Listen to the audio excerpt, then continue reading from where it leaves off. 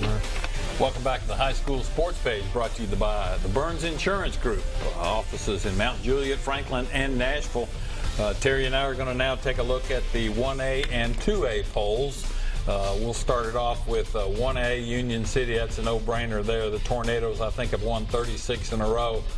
They and Nashville Christian, Wayne County, all easy picks there. Huntington lost one to Wayne County this past Friday night. A lot of folks didn't see that one coming. And Dresden, despite losses to Union City and Peabody, still a pretty good football team, Terry. No doubt about it, Murphy. 1A, no change in the Mid-State. Columbia Academy, Nashville Christian, Wayne County, and Joe Burns all had big wins. You mentioned the loss of Huntington to Wayne County, but I kept them at number 4 in spite of that loss. That was a great football game. In 2A, I've got the same 5 teams. They're just in a different order. Because of an open date in Week 10, I've dropped Marion County to number 5 from their number 3 position, primarily because of Hampton and Forest both having big wins this past weekend. They've both moved up a couple of notches. Boyd Buchanan and Adamsville still my top 2 picks. Mid-State, no change. Waverly still number 1. They had an open date. Forest rolled over Eagleville 49-13, and Watertown had their way with Community 63-36. And we welcome in this segment to the High School Sports Page, Matt Williams, head football coach at Smyrna. Welcome in, Matt. Thanks for having me, Murphy. We were kind of scheduled to have you in earlier in the season because of your involvement in the Get Alarmed program, but Right. I think you wanted to watch that young man play a football game that's sitting over there in the corner, and we're glad we finally got you on camera. Well, I appreciate you having me, Murphy. It's a pleasure to be here. A pretty special Smyrna team this year. I've been bragging on you guys since the preseason because I really thought if you could elude injuries, this could be a pretty good football team, and you've managed to do that pretty well thus far. This may be an unfair question, but in your 7 years at Smyrna, how would you rank this group to the other 6? Well, that's a special group, there's no doubt. Our seniors, we got 25 seniors that there's, like I said, a special group of kids. My wife and I had the whole group out to our house for a cookout before the season started, and it's just a group of kids you can have in your own home around your kids. They're going to be a good influence, and awesome. Just a special group as far as that goes. And I think the other thing that sets us apart, maybe not from every group in the last couple of years, is just their when things get tight in a ball game. We've had some tough ones, there are some close ones. They've always managed to make the play when it mattered most. So I think that's the biggest thing I'm proud of is we've been in games like with Laverne at the start of the season. Won, I think, 16-13, had a big goal line stand there, and all the way up to last week at Riverdale where it was sort of a close game there at the end. So a group, it's fun to work with, fun to come to work with. When you get to practice with a group like that every day, it makes it special. So from that standpoint, I'm proud of these young men. It's just been fun to be around them. So. Coach, when people talk about Smyrna, one of the topics that seems to always come up is the name Akina Okeke.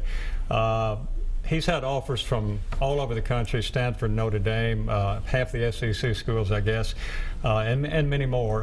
What has he meant to your defense this year? You've had a great defense, and I'm sure he's been a big part of that as well. Been a huge part. Okena was a kid that we actually were going to play as sort of our outside linebacker. We called it a weak safety spot where he'd been, up in the box a lot of the time, but maybe playing back on the hash and cover 2. But we decided, I think, after week 1, we needed him back at free safety, and he's made a huge difference in our defense. Our secondary as a whole, I've been very proud of. Kids like Ian Cleveland and Jordan Jones at corner spots have done a good job for us. But Okeke, having him back there, it sort of gives you a comfort level because he does a good job playing center field and cover 3 scheme, and probably a lot better tackler than people give him credit for coming down in the box. That's the thing I think that a lot of people don't realize about him. So I think that will project good for him at the next level because he's a kid I think could play safety or could also bulk up, move up in the box and be an outside linebacker. So he's got a lot going for him as far as that goes. Obviously, a lot of coaches have seen that in him, and that's why he's got so many offers. Absolutely. Like I said, Coach Chavis was by Texas A&M a few weeks ago, and that's something we talked about. I think his biggest strength is, like I said, a guy that can play either or. And then when you got that sort of makes you special as a recruit. So that young man's got a big future ahead of him. Obviously, a lot of that's all the talk about Smyrna when people want to talk about Bulldog football, especially if they don't know much about your program. They know about him. But who are some of the other guys that have made big contributions this year? Well, Austin Brown, our middle linebacker, number 8. You look at our film, he's going to pop out at you because he's such a physical player and doesn't say a whole lot. He sort of leads by example and lets his play do the speaking. But one of the most physical players I've ever coached, and so he's been a big one for us. Devin Smith, on the inside linebackers, made a lot of good plays for us. Dagan Fultz, a kid that got actually sort of sadly got hurt last week against Riverdale, and I don't know when we'll get him back, but he's been a spark plug for us. And our left tackle, Josh Baker, has been he's a kid that's been a four-year starter for us, and you won't find a young man.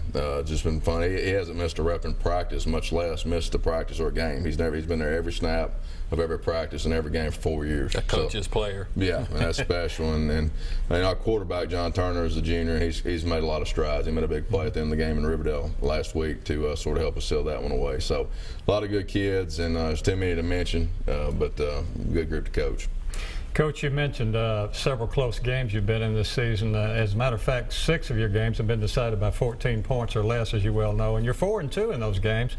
And I would assume you need to stay close Friday night against a very good Oakland team as you wrap up your regular season. Well, we do. I mean, they've got they'll be one of the best football teams we've faced by far. Coach Creasy's done a good job. He's stepped in at Oakland. They haven't missed a beat from last year. So, very talented football team, and we'll have to play really well to compete with them. And I think the last couple of years we've done a good job in the first half of those ball games. It's generally been either a tie ball game or, I think last year was 16-14 and a half. Where the difference has been in the second half. They've been able to, their depth and offensive and defensive lines have been able to take over, and we haven't done as good a job in the second half. So this year we hope to obviously do a better job in that aspect, but it's going to be a physical battle. There's no doubt about it. A lot at stake. I mean, obviously there's a region championship on the line.